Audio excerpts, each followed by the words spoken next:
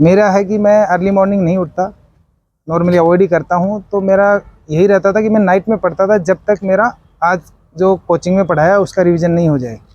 हाँ, नहीं, सक्सेस का मतलब तो जॉब से रिलेटेड नहीं है। सक्सेस आदमी जो कर रहा है उसमें सेटिस्फाई है या नहीं है। जब स्टूडेंट प्रिपरेशन कर रहा होता है ना, तो वहाँ पर बहुत सारे फैक्टर आते हैं जो उसको डिमोटिवेट करते हैं। कभी कभी होता है कि याद नहीं हो रहा, कभी कभी होता है फैमिली से प्रेशर आ रहा है, कभी कभी सराउंड में देखते हैं कि मेरे फ्रेंड्स आगे चले गए, ओनली मैं ऐसा हूँ जो रह गया। तो उस टाइम पे खुद को मोटिवेट कैसे करे कि हाँ मैं कर सकता हूँ, मैं मेरी प्रिपरेशन आगे कर सकता हूँ, मैं भी लाइफ में कुछ कर सकता हूँ। कभी कभी ऐसा होता है ना कि मेरा ही नहीं और शायद मैं ही ऐसा हूँ।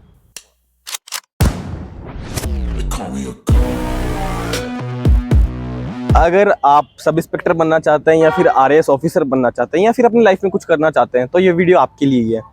सो hello everyone, this is RJ Mohit. स्वागत है आपका आज के इस नई वीडियो में। अभी हमारे साथ है एक्स सर्विसमैन जो कि नेवी से रिटायर हो चुके हैं, 15 साल की जॉब की उन्होंने, और एक सब इंस्पेक्टर, और अभी ये आरपीएस ज्वाइन करने वाले हैं, यानी कि ये है आरएएस ऑफिसर। सो स्वागत है सर आपका हमारे प्लेटफॉर्म पे। सो अब वीडियो में आगे बढ़ते हैं बिना टाइम वेस्ट किए हुए सर के छोटे से इंट्रोडक्शन के साथ। So please sir. हाँ, मेरा नाम है प्रदीप कुमार। मैं बेसिकली झुंझुनू से हूँ और बचपन से ही लगभग जयपुर में सेटल्ड हूँ। 2004 से 2019 तक मैंने नेवी में सर्विस की। उसके बाद मैंने राजस्थान की सबसे कहें तो सबसे प्रेस्टिजियस जॉब की तैयारी शुरू की। मुझे कोचिंग का भी सहारा लेना पड़ा क्योंकि मेरा पढ़ाई में बहुत बड़ा ब्रेकअप हो चुका था। 15-16 साल तक का ब्रेक हो गया। तो मैंने सोचा कि एक कोचिंग से गाइडेंस मिल जाएगा। 15 साल की जॉब के बाद आप रिटायर हुए। रिटायर होके आपके माइंड में कब आया कि आपको सब इंस्पेक्टर ज्वाइन करना चाहिए, इसकी प्रिपरेशन करनी चाहिए, और आरएएस में भी सिलेक्शन हो गया आपका, और ये पहले प्रयास में था ना? हाँ, ये पहला ही प्रयास तो था। ये बहुत से लोगों का ड्रीम है एक तरह से सर, कि पहले प्रयास में उनको सिलेक्शन चाहिए। तो ये सब आपकी, पहले तो ये बताइए कि आपने प्रिपरेशन कब की, ये जर्नी थोड़ा ये। वो रिटायरमेंट के बाद हमारा कुछ क्लियर नहीं था। ये तो था कि कहीं जाना है, लेकिन इतना क्लियर नहीं था कि एग्जैक्ट क्या करना है। फिर जैसे सभी करते हैं कि सीनियर्स को देखते हैं, सीनियर क्या क्या कर रहे हैं। कुछ लोग टीचिंग में जा रहे हैं, कुछ लोग बैंकिंग में जा रहे हैं। तो मैंने भी एक बार बैंकिंग का सोचा कि बैंकिंग वाला बेटर जॉब है, सेफ है, घर के पास रह सकते हैं। तो मैंने बैंकिंग का प्रयास किया, लेकिन मैंने बिना किसी प्रिपरेशन के किया, जस्ट चेक करने के लिए। तो मेरा एसबीआई में फर्स्ट पेपर क्लियर हो गया। उसके बाद उनका सेकंड पेपर होता है, वो दिया, वो क्लियर नहीं हुआ। तो तब मुझे ये आइडिया हुआ कि ऐसे मजाक में कुछ भी क्लियर होगा नहीं, छोटे मोटे सीरियसली पढ़ना पड़ेगा, उसके बाद ही होगा। हाँ। और अगर मजाक में वो हो जाता, हो सकता है शायद मैं वहीं पे चला जाता। हाँ। ये भी हो सकता है। फिर 6 महीने तक मैंने आराम किया घर पे। उसके बाद मैंने कि पक्का किया कि मुझे आरएएस की तैयारी करनी है। राजस्थान में इससे बड़ा जॉब कोई है नहीं। राजस्थान की सबसे बड़ी जॉब, राजस्थान की सबसे रेस्पेक्टेड जॉब यही है। तो मुझे इसकी तैयारी करनी है। तो मैंने जुलाई 2019 में मैंने इसका प्रिपरेशन स्टार्ट किया। जुलाई 2019 में? हाँ, मैंने कोचिंग स्टार्ट किया क्योंकि एक काफ़ी ब्रेक हो गया था पढ़ाई से। एक बार गाइडेंस मिल जाए, और दूसरा घर में थोड़ा सा डिस्टर्बेंस भी रहता है, बच्चे होते हैं और काम भी होते हैं। इसलिए मैंने यही किया कि कोचिंग करते हैं, और एक बार अगर आइडिया हो जाए उसके बाद कोचिंग छोड़ भी सकते हैं। कोचिंग करते करते ही 2020 में कोरोना आ गया। 20 में कोरोना आने के बाद फिर वही ऑफलाइन ख़त्म और ऑनलाइन पे आ गए।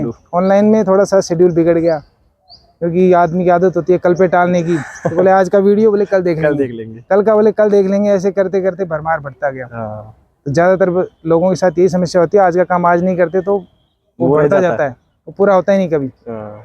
फिर भी हमने, जैसे कोरोना ने भी हमको बहुत लंबा टाइम दिया, तो बोले जितना बचा है सारा पूरा कर लो। बहुत टाइम दिया।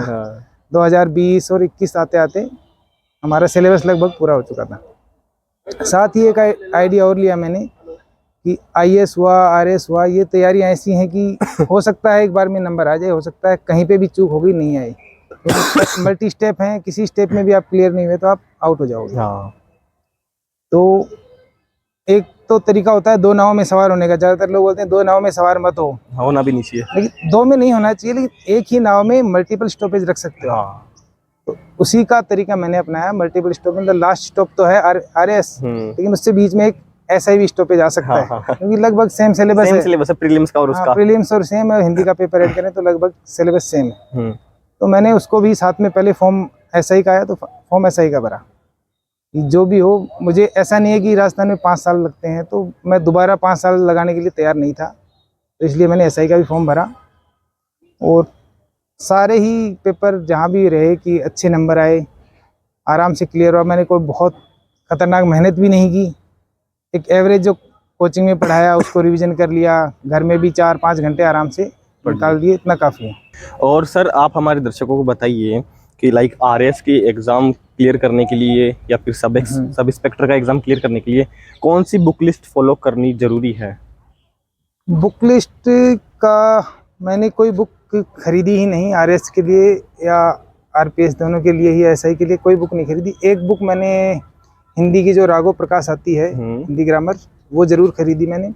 उसके अलावा कोचिंग ने जो पढ़ाया मैं कभी उसको ही पूरा नहीं कर पाया, तो उसके एक्स्ट्रा बुक की मुझे ज़रूरत पड़ी नहीं कभी। तो वो होता है कि कोचिंग ने भी हमको यही बोला अगर इतना पचा सको उसके बाद बुक के लिए पूछना, तो वो कर लें, वो काफ़ी है। किसी भी एक कोचिंग को लो, सभी कोचिंग का मैटर अच्छा ही है, उस पर भरोसा रखो, उस पर भरोसा रखो, और उसी को अच्छी तरह से अगर आप रिवाइज कर रहे हो, आपके पास 10 हथियार है लेकिन चलाना एक भी नहीं आ रहा, उससे बेटर है कि एक हथियार है लेकिन अच्छी तरह से चलाना आ रहा है। तो वही करना चाहिए। ओके सर, राजस्थान का सबसे बड़ा एग्जाम है आरएएस, बहुत ही प्रतिष्ठित एग्जाम है। सो इसको क्लियर करने के लिए आपने क्या किया? मैंने सबसे पहले और लोगों का देखा कि उन्होंने कैसे एग्ज़ाम क्लियर किया है, जो नहीं हुए उन्होंने क्या गलती की है, जो हुए उन्होंने क्या स्ट्रेटजी फॉलो की है। मैंने भी उनसे मिलती जुलती ही स्ट्रेटजी फॉलो की। प्री का सिलेबस, प्री ओनली क्वालिफाइंग होता है, और प्री का सिलेबस और मेंस के सिलेबस में बहुत कुछ कॉमन है। जो कॉमन है उसी पे मैंने ज़्यादा फोकस किया। जो सिर्फ और सिर्फ प्री के लिए सिलेबस है उस पर मैंने ज़्यादा टाइम नहीं लगाया, क्योंकि मेंस के लिए बाद में इतना टाइम मिलता नहीं है कि हम वो सिलेबस पूरा कर सकें। प्री में आपको इतने ही नंबर लाने हैं, सिर्फ कट ऑफ क्लियर करना है। आपके मेरे 93.5 नंबर आए थे। 93। और मेंस में कितने थे? मेंस में थे मेरे 322.5। 322.5। और इंटरव्यू के मार्क्स कितने आपके? इंटरव्यू 65 है। ओके, तो अराउंड 387.5 मेरे नंबर हैं आरएस में। और सर एक सीधा और सिंपल सा क्वेश्चन है कि कैसे पढ़ाई करनी चाहिए कि चाहे एसआई हो, आरएएस हो या फिर कोई भी एग्ज़ाम, कि उसको आसानी से क्रैक किया जा सकता है, आसानी से पास किया जा सकता है? देखो, आसानी से तो क्रैक कुछ भी नहीं हो सकता। पढ़ाई का हर आदमी का अलग अलग तरीका होता है। अगर कोई एग्जैक्ट दूसरे को फॉलो नहीं कर सकता, आप अपने लिए सबसे सूटेबल तरीका ढूंढिए कि मैं कब पढ़ाई कर सकता हूँ, कैसे कर सकता हूँ। मेरा है कि मैं अर्ली मॉर्निंग नहीं उठता, नॉर्मली अवॉइड ही करता हूँ। तो मेरा यही रहता था कि मैं नाइट में पढ़ता था, जब तक मेरा आज जो कोचिंग में पढ़ाया उसका रिवीजन नहीं हो जाए, चाहे उसमें 1 बजे, 2 बजे, 3 बजे। स्कूलिंग में भी मेरा यही था, इसलिए मैं आगे भी वही फॉलो कर रहा हूँ। तो यही है, जो आज पढ़ाया जाए उसको रिवीजन करो, वीकली भी उसका रिवीजन करो, और जो एक बार सोच लिया कि ये करना है उसके लिए मन लगाकर पूरी मेहनत करो। मन को डाइवर्ट मत होने दो, डाइवर्जन बहुत सारे हैं आजकल लोगों के दिमाग में। अगर मन लगा के डेडिकेटली आदमी मेहनत करेगा तो किसी की भी तैयारी करेगा, होगा उसका सही। और सर आप क्या सोचते हैं कि सक्सेस क्या है एक्चुअल में? सक्सेस का मतलब क्या है? क्योंकि आपको 3 सफलताएं मिली हैं, सक्सेस मिली है, तो ये खुशी, आप इसका आंसर अच्छे से कर सकते हैं। नहीं, सक्सेस का मतलब तो जॉब से रिलेटेड नहीं है। सक्सेस आदमी जो कर रहा है उसमें सेटिस्फाई है या नहीं है। मैं जॉब में बचपन में जल्दी ही जॉब लग गया था, और वहाँ मुझे अलग अलग तरह के काम करने को मिले। जो भी काम मुझे मिला मैं खुश होकर मैंने वो काम किया। अभी भी मैंने, जैसे एसआई का मेरा फर्स्ट टारगेट एसआई नहीं था, आरएस था। और आरएस में भी लोग बोलते हैं आरएस, लेकिन आरएस में बहुत सारी पोस्ट होती हैं अलग अलग लाइन। सबका टारगेट तो आरएस ही होता है, लेकिन उनको कुछ और भी मिल जाए तो मतलब उनको फिर इच्छा पूरी नहीं हुई ये बोला जाएगा। लेकिन जो मिला, जो आपको मिला है उसको अच्छे से एंजॉय करो, और उसी में मेहनत लगा के काम करे, तो वही सफलता है, उसी में खुश रहना। अब मुझे आरपीएस मिला है, वहाँ भी वर्दी है, यहाँ भी वर्दी है, तो वर्दी बचपन से ही वर्दी थी। बचपन से हो सकता है भगवान ने हमारे लिए यही चूज किया हो, तो मैं उसमें भी खुश हूँ आराम से, और इसमें भी खुश। हाँ, उसमें भी खुश है। और सर आपने कभी लाइफ में फेलियर का सामना किया है? फेलियर का बहुत बार करना पड़ता है। लेकिन कोई ऐसा फेलियर नहीं है कि बहुत ज़्यादा जिससे मैं डिमोरलाइज हुआ हूँ। नहीं, लाइक आज जैसे आपने नेवी का एग्जाम दिया, वो हाँ, कौन तो से प्रयास नेवी में? का एग्ज़ाम भी मेरा पहला ही प्रयास पहला ही था। प्रयास था, और आरएस का भी पहला ही था, आरएस का भी पहला ही सब था, इंस्पेक्टर एसआई का। का भी पहला ही प्रयास था। तो आपको कभी असफलता नहीं मिली एक तरह से नहीं, स्टूडेंट के वो पर्पज से? असफलता नहीं बोलते। अगर मैं नेवी में लगा तो ये मेरी सफलता थी या असफलता थी?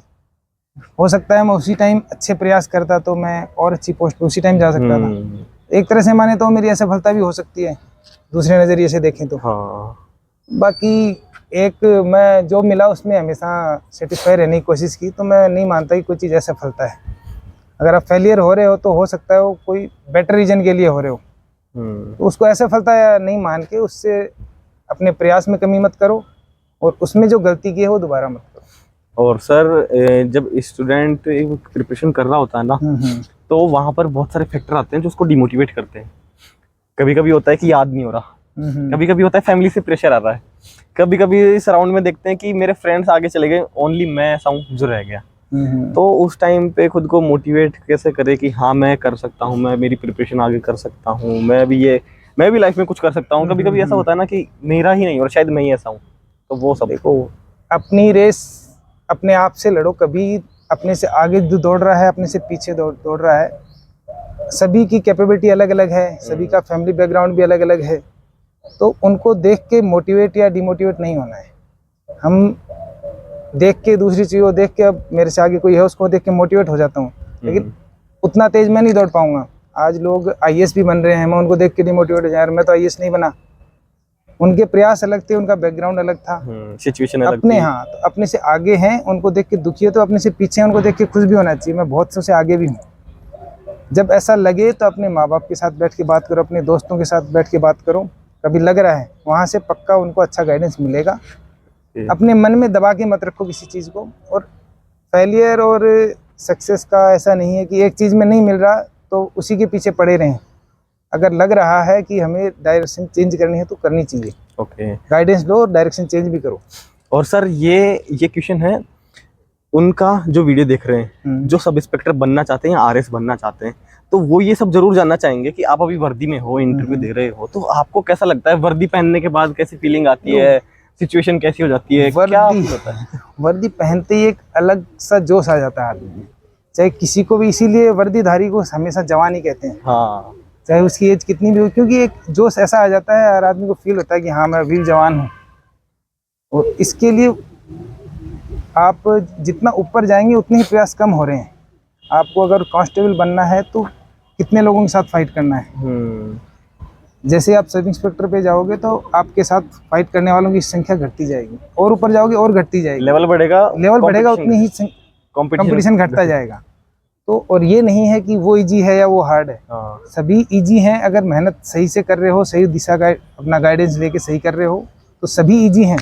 लेकिन एक बार फोकस करके उसी की तरफ चलते रहो। जो गलती इस बार कर रहे हो, अगली बार लोग एक ही गलती बार बार करते रहते हैं। मैं इस सब्जेक्ट में कमजोर हूँ तो इसको अवॉइड करते रहेंगे, सोचेंगे मैं पास जाऊँ। उसको अवॉइड नहीं करना, उस पर ज्यादा फोकस करना है। लेकिन लोग दिखाते किसी को बताना नहीं, मैं चुपचाप उसी पे फोकस, उसी पे चलता रहूँ। ओके सर, सो हम आपका ये इंटरव्यू ओपन प्लेस में ले रहे हैं, तो आपको कैसा लग रहा है? इंटरव्यू ओपन प्लेस में ही होनी चाहिए। ओपन प्लेस में आप चारों तरफ देख रहे हैं, ठंडी हवा चल रही है, हरे हरे पेड़ हैं, तो उसमें जो इंटरव्यू का मजा है वो बंद कमरे में नहीं है। बंद कमरे में तो बहुत सारे इंटरव्यू हमने दिए ही हैं। आरपीएससी के इंटरव्यू दिए हैं, मॉक इंटरव्यू दिए हैं, सारे बंद कमरों में होते हैं। थोड़ा बंद कमरे में इंटरव्यू, लोगों को भी ऐसा लगता है पता नहीं अंदर क्या घमासान चल रहा है, प्रेशर हो रहा था। यहाँ आप भी ले रहे हैं, लोग भी देख रहे हैं, लोगों को पता है इंटरव्यू कोई बड़ी चीज़ नहीं है। जो यहाँ जैसे हमने मॉक इंटरव्यू दिए तो हमको भी बहुत डरा है, ये सीखो, वो करो, अपनी हॉबी ढूंढो। आरपीएससी का इंटरव्यू यार बड़े सिंपल इंटरव्यू है, अपने बारे में बताना है, थोड़ा सा खुल के बताना है। और यहाँ और ज़्यादा ओपन हो रहा है। तो खुले में इंटरव्यू हो तो ज़्यादा बढ़िया है। तो उस इंटरव्यू में और इस इंटरव्यू में क्या डिफरेंस लगा आपको? नहीं, कुछ ज़्यादा इंटरव्यू नहीं है, बस इतना है कि इस इंटरव्यू से मेरे आगे के कैरियर पे बहुत ज़्यादा फर्क नहीं पड़ रहा था। उस पर एक स्टेप से या 2 नंबर कम ज़्यादा से ही हो सकता है मैं इन या आउट हो सकता था। उसमें थोड़ा सा प्रेशर ये था कि ये डरी वो सीरियसली करना है। यहाँ हम थोड़ा सा उसमें चेंज भी कर सकते हैं, वहाँ चेंज का ऑप्शन है नहीं, यहाँ पे थोड़ा फन कर, वहाँ फुल एंड फाइनल था। ओके सर, मजा आया आपके साथ बात करके, मुझे बहुत अच्छा लगा। सो आई होप आपको ये वीडियोस पसंद आ रहे होंगे। अगर आपको वीडियोस पसंद आ रहे हैं तो आप वीडियो को लाइक और चैनल को सब्सक्राइब कर सकते हैं। और लास्ट बात, अगर आपको एक ऐसा कोई क्वेश्चन हो जो मुझे पूछना चाहिए था सर से, वो मैंने नहीं पूछा हो, तो आप मेरे को कमेंट सेक्शन में बता सकते हैं, मैं आपको रिप्लाई ज़रूर करूँगा।